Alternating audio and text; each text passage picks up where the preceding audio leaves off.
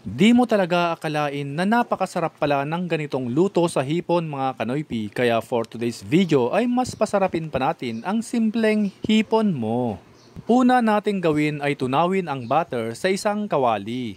Kung wala kayong butter ay pwede rin naman ang margarine. At kapag natunaw na ito, gisahin na natin ang bawang. Gisahin natin hanggang sa ito ay aromatic.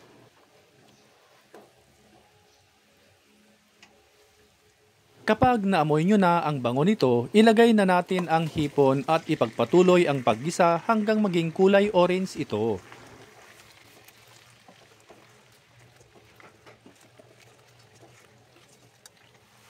Kapag naging ganito na ang kulay, hanguin na natin ito agad para di ma-overcook.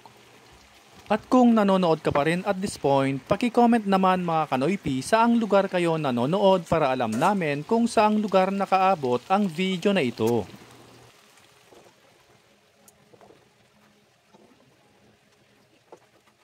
Ilagay na natin ang tomato paste. At oyster sauce. Haluin natin ito ng maigi. Lagyan din natin ito ng Sprite, small amount of salt, at ground black pepper. Haluin natin ito ng maigi at once na ito ay kumulo na, you can taste and adjust.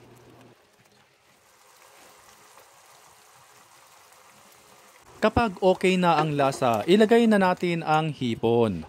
Ilagay na rin natin ang boiled sweet corn. Lutuin lang natin ito ng mabilisan para di ma-overcook ang hipon.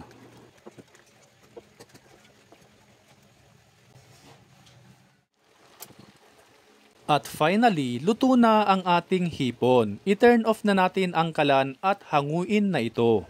Naglagay pala ako ng onion leaves for the arte lang. Optional lamang po ang paglalagay ng onion leaves.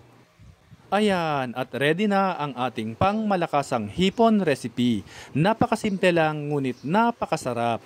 Siguradong ubos na naman ang isang kalderong kanin nito dahil sauce pa lang ay ulam na. By the way, shoutout nga pala kay JR Austria from Czech Republic, Criza May Domingo Elopre from Laguna, at kay Jen Tulfo from Dagami, Leyte. Maraming salamat po sa inyong walang sawang pagsuporta.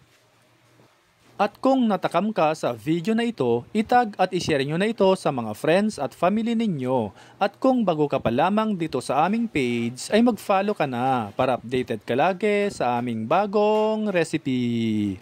Hanggang sa muli, kain na mga kanoypi!